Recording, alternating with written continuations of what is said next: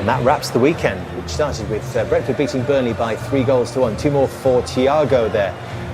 Newcastle United getting their first away win of the season. It came at Everton yesterday evening. City needed a 91st minute winner from Phil Foden. There were 2 he scored in the game to see off Leeds United. Sunderland came from 2 down to win for the first time ever in the Premier League. Bournemouth on the receiving end of that, and Fulham winning at Spurs last night by 2-1. Early today, Manchester United coming from behind at Selhurst Park through Xerxes and Mount to beat Crystal Palace, their first home defeat of the season.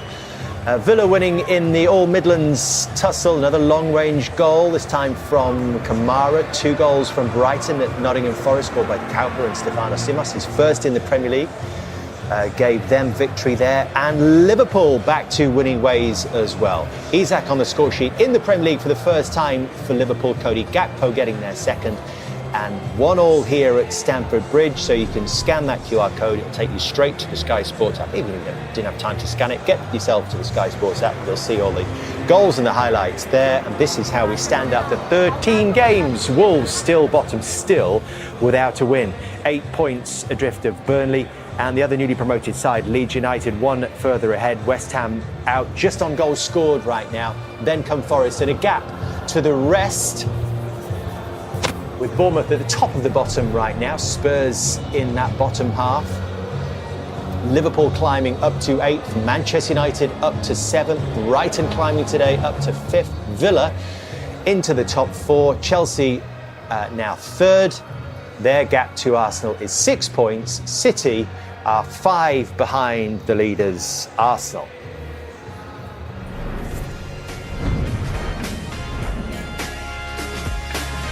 Reece, well played. A real battle of a London derby. That you're pretty proud on the whole of the way you pushed them to the limit today.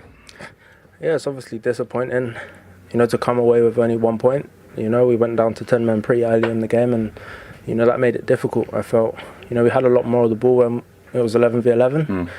And, going down to 10 made it more difficult.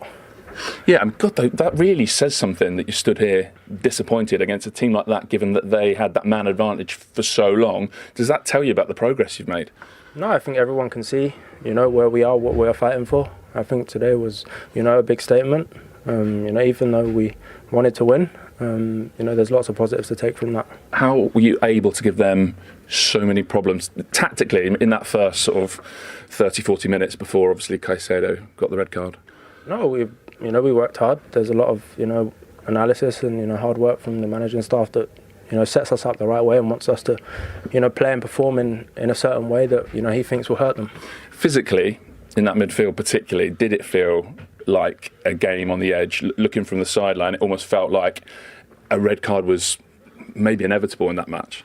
I mean, if you look at the amount of yellows there were, I thought there was going to be one more red. There was so many. Even after Caicedo, yeah. Yeah, there was maybe 7 or 8 players on yellows throughout both teams. Why do you think that was? Oh, it was a London derby. Right. Everyone wants to win this game. Daft question. Yeah. How did you enjoy the battle in that midfield? There was a time where it was, maybe last season, unusual to see you in there, but now, look, I'm going to give you the Player of the Match award in a minute or two. So you're able to match top players and run a game now. No, I think Arsenal are, they've been at the top for the last few years. Playing them is, we knew it wasn't going to be easy, and no, their midfield is tough, but we done what we could today and tried to play our game and hurt them off the ball. Yeah. Did you get a view of the red card for Moises? No, I haven't seen it back, so no, I have no comment on that. Fine. What did the manager say at half time about reshaping you?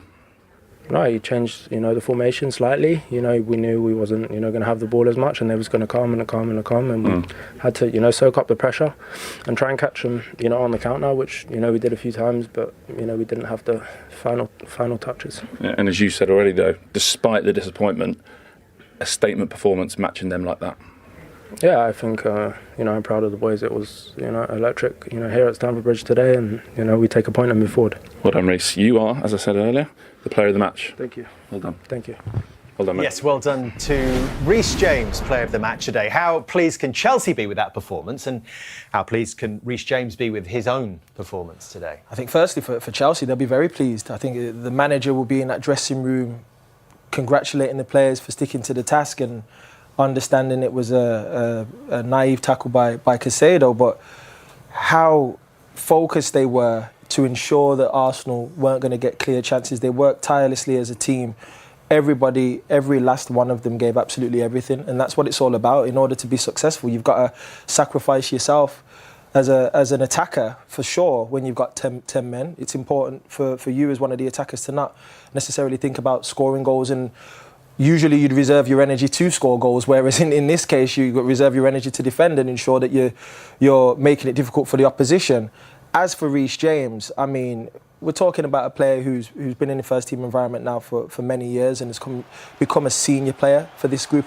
He's been at the club nearly 20 years and struggled with injuries throughout his career, specifically over the last couple of years. But there's no doubt he's an absolutely unbelievable football player. The versatility he brings to this team, the set pieces that he can bring, he's got all the tools to be able to play in midfield and to play right back.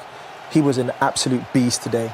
Gave him so much running power in midfield. It was a very, very experienced and professional performance from him, and he played very, very well. We were saying, Theo, there aren't many players with England who play in one position for their club and another for their country. Yes, it's brilliant. Unique right now. It's very unique, and as well, it's a great, not problem, but it's another option that obviously Thomas Tuchel can have in certain games, because his delivery itself, set pieces, which are so important for a lot of clubs and a lot of national teams these days. But what I'm really pleased to see in his development is his growth and his leadership skills, because he's obviously been questioned in the past about is he a leader, is he a captain? He clearly is on today's performance. You're playing against Declan Rice and the Caicedo next to him, and he's player of the match. For me, looking at the Arsenal sense, they'd be disappointed and they didn't test him enough. But he was absolutely outstanding today. He really was, from start to finish. The game was really in the balance, wasn't it? I suppose the sense was that Arsenal were going to push for a winning goal, having equalised with half an hour to go. We had to wait, really, Theo, until the last seconds of the game for this moment. What has happened here is Gyökeres surely has got to be screaming at Timber to get out of the way of that. This is when you get desperate towards the end of games and you want to obviously commit loads of bodies forward. You always feel, though, if a right back's in this position, I would be asking questions Gyökeres now. I'll be pulling him and just saying, look, this is my space. This is why I'm on the pitch. But look, he's been doing it all season, but he'd be disappointed with that. No doubt of that. I think we wouldn't see that. But it just annoys me when players are just out of position. But I understand why Arsenal committed so many bodies, but that's what they faced today, and it was disappointing on their side. Was that a late let-off for Chelsea? Very much so. You know, I'm there thinking, Timber! And I'm like, all of a sudden, it's like, you better move. Like, you know, I need to be the guy coming on the pitch and attacking this thing, and you're thinking to yourself, "Bro, just move out the way." But Gyökeres is sometimes too nice, I think. He'd have been fuming. He'd have been fuming about that. Of course, you're going home thinking to yourself, I want to say something to him, but you know what? He was in my spot. And at the end of the day, he got the leap, he had the power, the connection was all off. Would have been some story, wouldn't it, for Gyökeres, back from injury, coming off the bench, and that was just going to be his moment to win the game for Arsenal in these late stages. It didn't happen. And I suppose Arsenal were favourites, really, Theo, after that red card in the first half to Moises Caicedo. Daniel spoke at half-time about it looking more like a red card once it is slowed down. When you saw it first time, did you think red straight away? No, not initially, because I felt the referee actually continued to play the game. In that sense, if you think it's a red card, you're quick to react in that position, because considering this is one of the best referees in the Premier League. He's actually got a really good view of it, probably better than anyone. And like Daniel was saying at half-time, the delay, where he's obviously got someone in his ear just trying to re-referee, like we were saying, to give him a yellow, just to delay the decision so they could just really monitor it in that sense.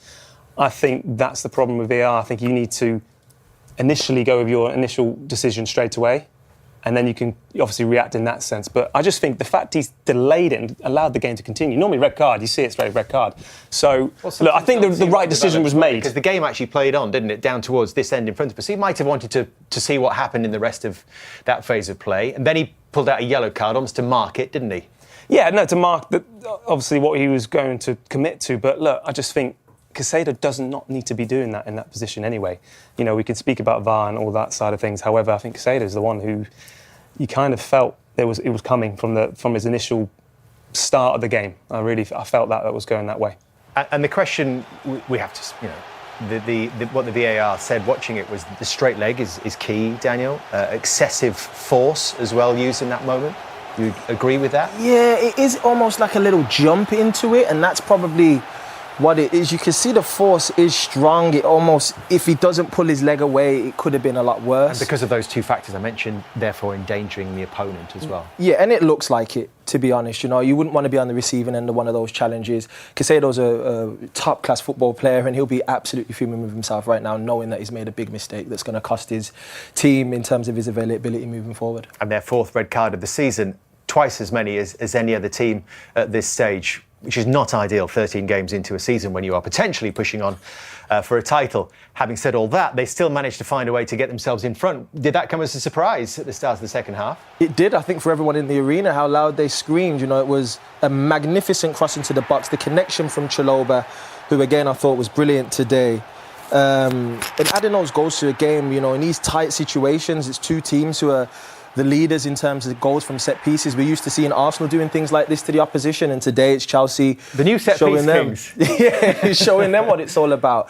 They've got the players in the box that can make those connections, but it's always important when, you know, we talk about how many set piece goals teams score, but I think having players who can deliver crosses like that time and time again, that is also a unique skill set. Not every team has someone who can deliver a ball right to a player and consistently do it. The repetitions that these guys are putting out, the output in terms of, you know, we're going to put it in this zone and it goes into that zone, and it's evolving. And I think specialists, we talk about long throw specialists, you know, Liam Delap's dad was one of them. Now we're seeing set piece specialists, specifically corner guys, and it's like we're seeing a lot more assists, less in open play and more from set pieces now. But a details team like Arsenal would be devastated to concede in that manner by the same token, wouldn't It will they? just show the fact he wants Saliba and Gabriel back as quick as possible, because I felt throughout the whole game, it's probably the most vulnerable Arsenal were. You know, at times Chelsea found it comfortable, you know, when they're attacking them in times, and there was a lot of mistakes from the centre-halves as well at times. No one really showed the leadership skills in that sense to get control of the players and the play, and it didn't look as organised. And I think that would be the worry looking in an Arsenal sense. But look, it's a point which, yes, you look back at it now, you would have taken it, of course. However, they'd be disappointed they conceded from a set piece, and it's a bit of their own medicine, isn't it? Bit of disappointment you saw on the players' faces, didn't you, at full time, having equalised through Merino with still half an hour to go, that they didn't manage to find that extra gear they needed to brush aside this Chelsea side. Let's get Merino's thoughts now with Patrick Davison. Well, Mikel, a big battle that you're obviously right at the heart of. As you stand here now, emotions, feelings about the performance and the result? Well, on one hand, disappointed because we didn't win, and obviously, when you wear this T-shirt, you want to win every game. But on the other hand, we know this is going to be a long season. This is a really tough. Well, Mikel, a real full-blooded derby for sure. What do you make it as a contest, firstly? Yeah, a really tough one. I think two teams that they play with a lot of intensity, aggression, will. You could sense that in every tackle, in every action, how much it was at stake. So that made it a game that in the beginning, especially the first 20 minutes, you could not see much, especially in any long sequences of play. And then the game started to settle, and yeah, after the red card, when we needed to, settle, make the adjustment at half-time, in the first action straight after the half-time, we concede a foul, a wide free kick, and then a corner, and concede a goal.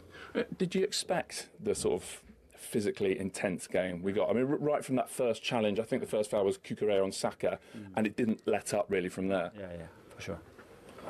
Yeah, what made you expect that? Just the fact it's a London derby? I mean, what is at stake? I mean, two top teams fighting for the Premier League, so it's normal. What problems did they give you tactically, 11 against 11? The same that we gave to them. The moment that someone finds a superiority, a free play with the space and man-to-man, you have to track back. So it's clear on all the direct balls and second balls and who wins that duel.